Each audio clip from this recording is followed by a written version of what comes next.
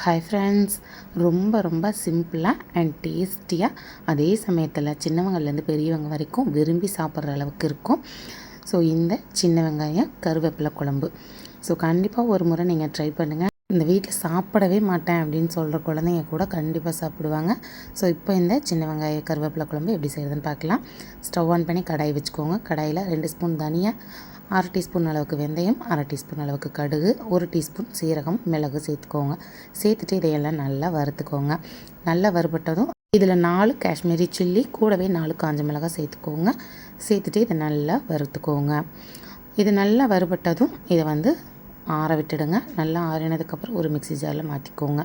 Mixie ஜாரில் மாற்றிட்டு இதில் ஒரு கொத்தளவுக்கு, அதாவது நம்ம கையில் ஒரு கைப்பிடி அளவுக்கு கருவேப்பிலை ஃப்ரெஷ்ஷாக சேர்த்துக்கோங்க. நான் இன்றைக்கி கருவேப்பிலை வறுத்து சேர்க்கல, அப்படியே பச்சையாகவே சேர்த்துருக்கேன்.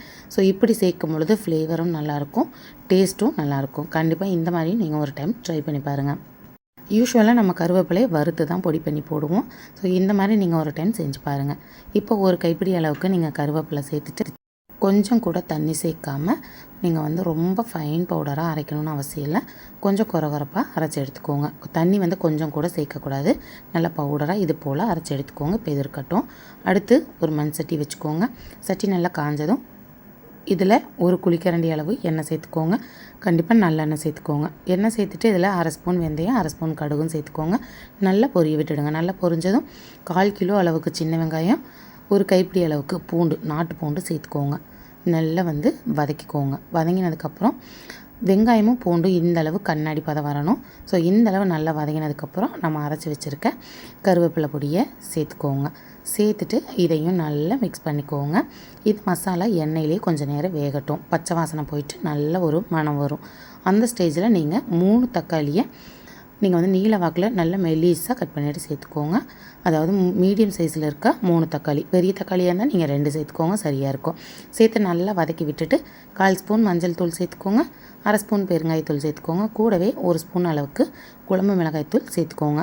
சேர்த்துட்டு இது கூட தேவையான அளவு உப்பும் சேர்த்துக்கோங்க.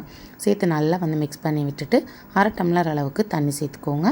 இந்த மசாலாலாம் நல்லா கொதித்து பச்சை வாசம் போகணும். அதனால் 1/2 டம்ளர் தண்ணி விட்டு இந்தளவு நல்லா கொதிக்க விட்டுடுங்க. இந்தளவு கொதி வந்ததும் ஸ்டவ்வை லோ ஃப்ளேமில் வச்சுடுங்க. லோ ஃப்ளேமில் வச்சுட்டு நல்லா ஒரு டைம் மிக்ஸ் பண்ணி விட்டுடுங்க. நல்லா மிக்ஸ் பண்ணிவிட்டு இதில் சின்ன எலுமிச்சை சைஸ் அளவுக்கு நான் புளியை ஊற வச்சு வச்சுருக்கேன். அந்த தண்ணியை சேர்த்துக்கோங்க. புளி தண்ணி சேர்த்துட்டு நல்லா மிக்ஸ் பண்ணிக்கோங்க. மிக்ஸ் பண்ணிவிட்டு ஒரு முறை நீங்கள் உப்பு செக் பண்ணிக்கோங்க. உப்பு சரியாக இருக்குது அப்படின்னா ஃப்ரெஷ்ஷாக ஒரு கொத்து கருவேப்பிலை இந்த குழம்புல சேர்த்து மூடி போட்டு சிம்மில் ஒரு 5 நிமிஷம் நீங்கள் கொதிக்க விடுங்க. நல்லா கொதிச்சுட்டு எண்ணெய் பிரிஞ்சு குழம்பு நல்லா வற்றி நமக்கு திக்காக கிடைக்கும். இந்த ஸ்டேஜில் நீங்கள் ஸ்டவ் ஆஃப் பண்ணிவிட்டு ஒரு முறை கலந்து விட்டுக்கோங்க. தேவைப்பட்டால் இதில் 1/2 டீஸ்பூன் நீங்கள் வெல்லம் சேர்த்துக்கலாம், இல்லாட்டி நாட்டு சக்கரை சேர்த்துக்கலாம். நான் சேர்க்கலாம். விருப்பம் இருக்கிறவங்க சேர்த்துக்கோங்க. இப்போ ஸ்டவ் ஆஃப் பண்ணிவிட்டு நல்லா ஒரு முறை கலந்து விட்டுடுங்க. அவ்வளோதான், நமக்கு சூப்பரான கருவேப்பிலை சின்ன வெங்காய குழம்பு ரெடி ஆகிடுச்சு. நீங்கள் இது வரைக்கும் இந்த மாதிரி செஞ்சதில்லை அப்படின்னா கண்டிப்பாக ட்ரை பண்ணுங்கள். வீட்டில் இருக்க எல்லாருக்குமே ரொம்ப பிடிக்கும், விரும்பி சாப்பிடுவாங்க. இது எனக்கு பிடிக்காது அப்படின்னு சொல்கிற குழந்தைங்க கூட சாப்பிட்ருவாங்க. கண்டிப்பாக ட்ரை பண்ணுங்கள். ட்ரை பண்ணிவிட்டு எப்படி வந்ததுங்கிறதையும் மறக்காமல் கமெண்ட்டில் சொல்லுங்கள். ரொம்ப சிம்பிள் தான் அண்ட் ஈஸியாக செஞ்சிடலாம். ரொம்ப டேஸ்டியாக இருக்கும். ட்ரை பண்ணிவிட்டு எப்படி வந்ததுங்கிறதையும் மறக்காமல் கமெண்ட்டில் சொல்லுங்கள். இந்த வீடியோ உங்களுக்கு பிடிச்சிருக்கும்னு நினைக்கிறேன். வீடியோ பிடிச்சிருந்தால் லைக் பண்ணி ஷேர் பண்ணி கமெண்ட் பண்ணுங்கள். அண்ட் மறக்காமல் நம்ம சேனலை சப்ஸ்கிரைப் பண்ணி பக்கத்தில் இருக்க பெல் ஐக்கானை கிளிக் பண்ணி வச்சுக்கோங்க. அப்போ தான் நான் அடுத்தடுத்து போடுற வீடியோ உங்களுக்கு நோட்டிஃபை ஆகும். இதே போல் நிறைய வீடியோ நம்ம சேனலில் அப்லோட் பண்ணியிருக்கோம். செக் பண்ணி பாருங்கள், உங்களுக்கு யூஸ்ஃபுல்லாக இருக்கும். உங்களுக்கு யூஸ்ஃபுல்லாக இருந்தால் ஃப்ரெண்ட்ஸ் அண்ட் ஃபேமிலிக்கும் ஷேர் பண்ணுங்கள். அடுத்த ஒரு வீடியோவில் பார்க்கலாம்.